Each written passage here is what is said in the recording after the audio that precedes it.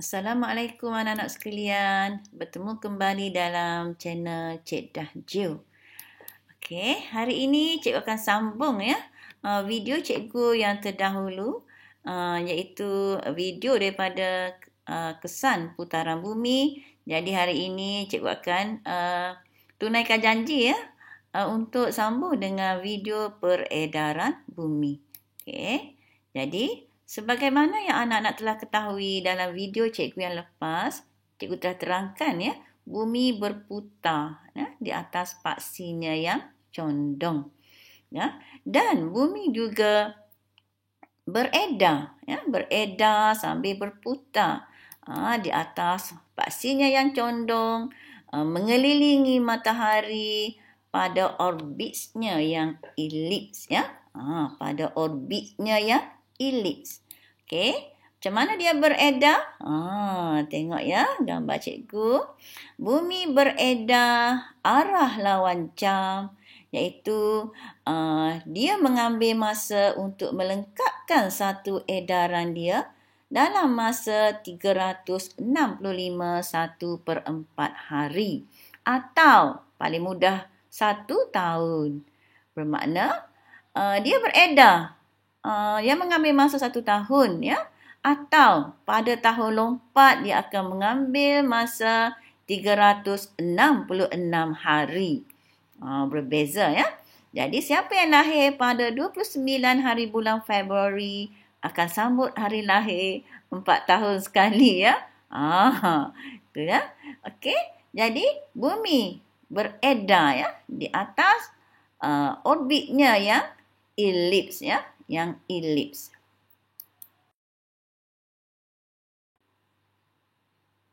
Okey, seterusnya cikgu akan terangkan bila bumi beredar, apa kesannya? Kesan yang pertama ialah kejadian 4 musim. Kejadian 4 musim. Jadi musim-musim ini merujuk kepada hemisfera utara.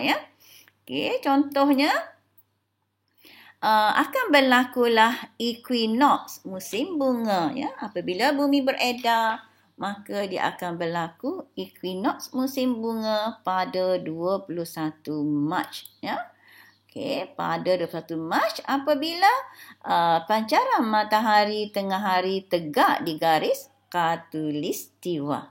Okey, seterusnya pada bulan Jun, iaitu pada 21 Jun, akan mengalami solstis musim panas di hemisfera utara akan mengalami solstis musim panas apabila pada waktu ini pancaran matahari tengah hari tegak di garis sartan Okey, seterusnya akan berlaku juga equinox musim luruh pada bila anak-anak equinox musim luruh?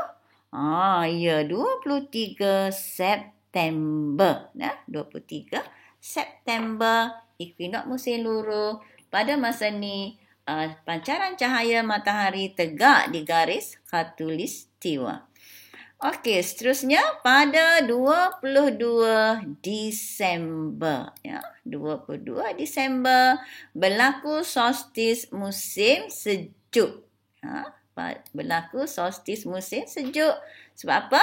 Pancaran matahari tengah hari berada tegak di garis jadi. Tegak di garis jadi. Okey, jadi pada masa ni berlakulah solstis musim sejuk di hemisfera utara. Ini kesan peredaran yang pertama Okey.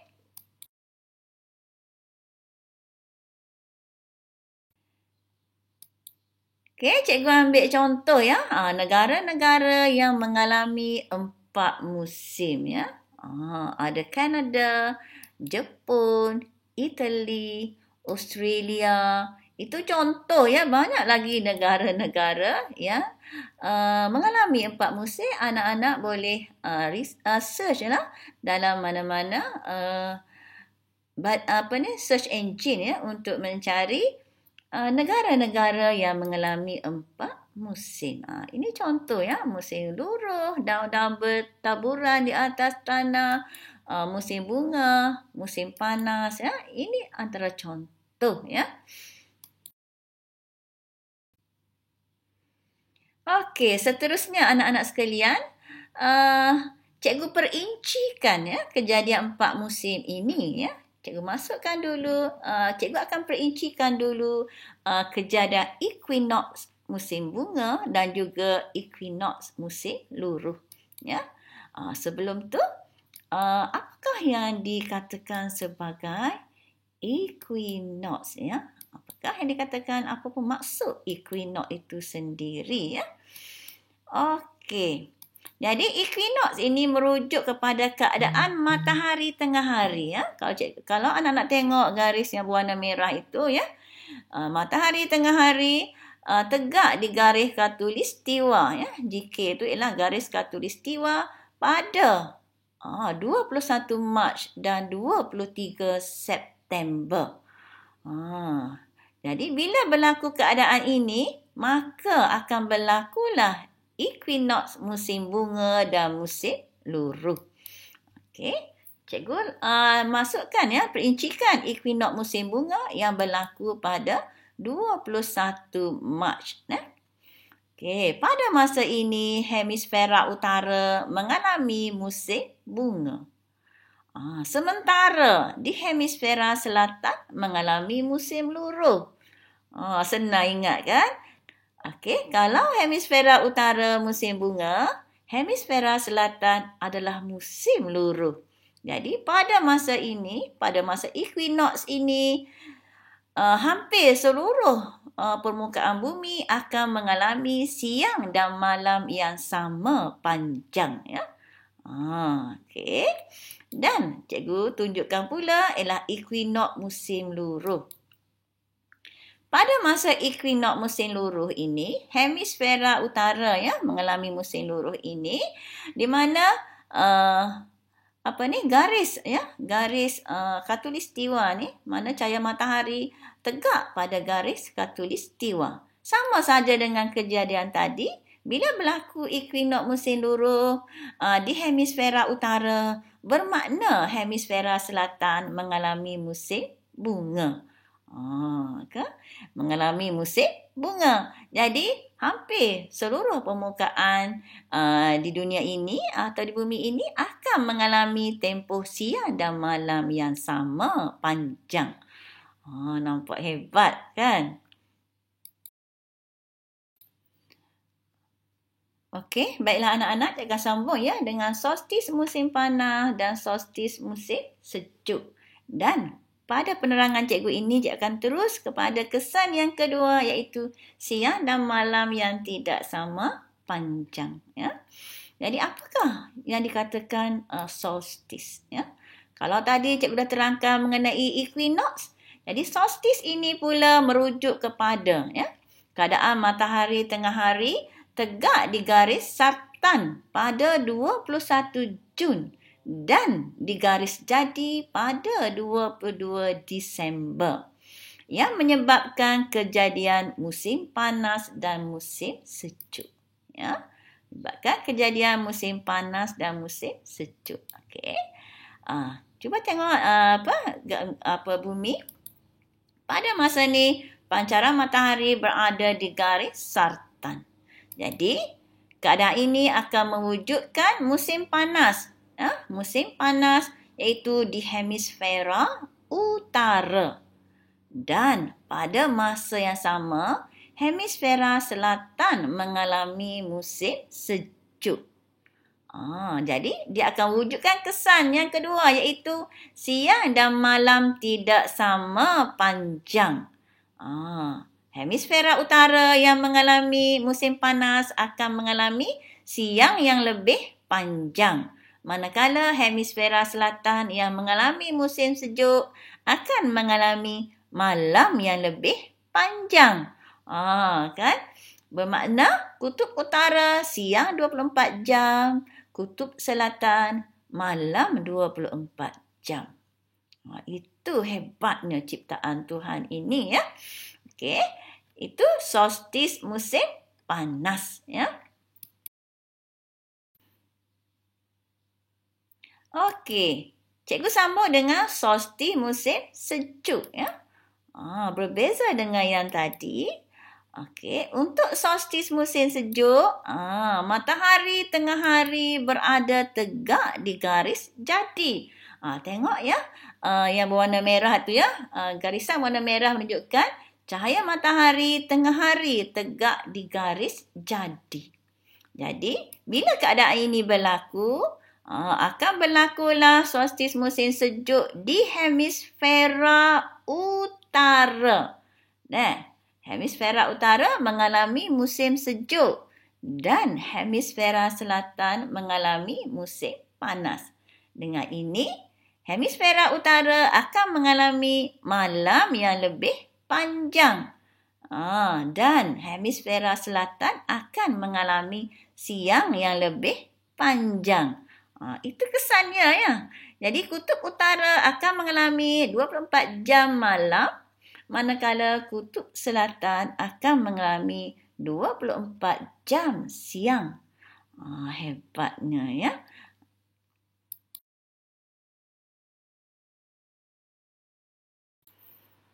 Okey, anak-anak sekalian, seterusnya ialah kejadian perihelion dan aphelion ya. Kejadian ini disebabkan oleh, tentu sahaja disebabkan oleh peredaran bumi pada orbitnya yang elips ya.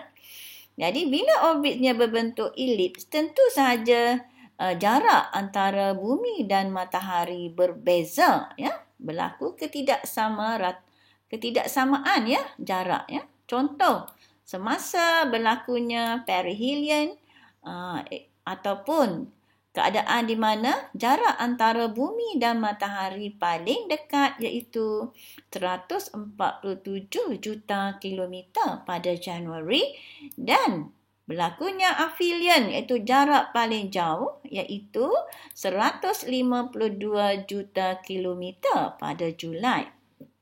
Ini adalah disebabkan oleh peredaran bumi ya anak-anak sekalian.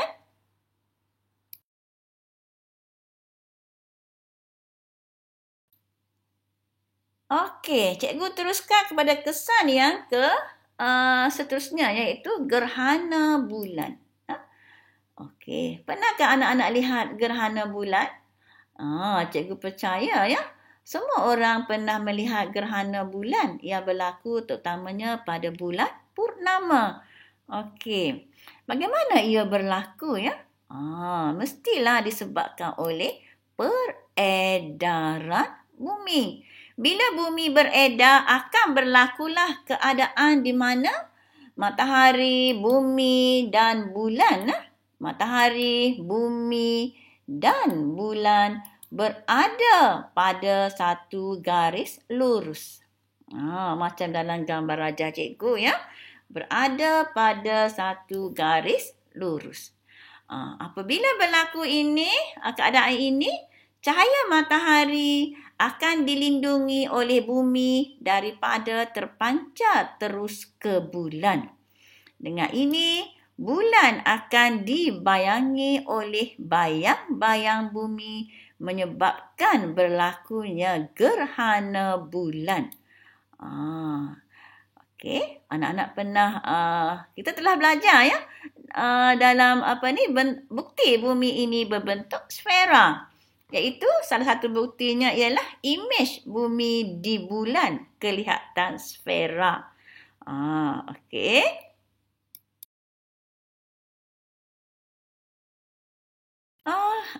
Okey, seterusnya ialah gerhana matahari. Kejadian dia, anak-anak sekalian, hampir sama dengan kejadian gerhana bulan. Cuma yang membezakan gerhana matahari adalah kedudukan bumi dan bulan ya. Tengok gambar rajah cikgu ya. Okey, ada matahari, bulan dan juga bumi. Sekarang matahari, bulan dan bumi berada pada satu garis lurus. Cuma membezakannya kalau gerhana bulan bumi berada di tengah tapi pada masa gerhana matahari, bulan berada di tengah.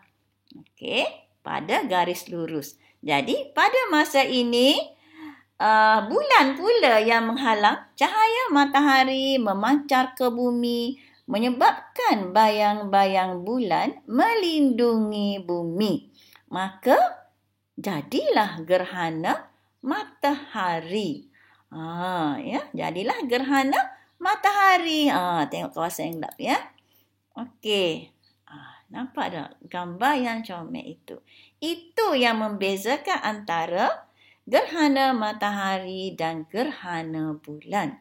Cikgu harap anak-anak dah faham ya kesan peredaran bumi ini.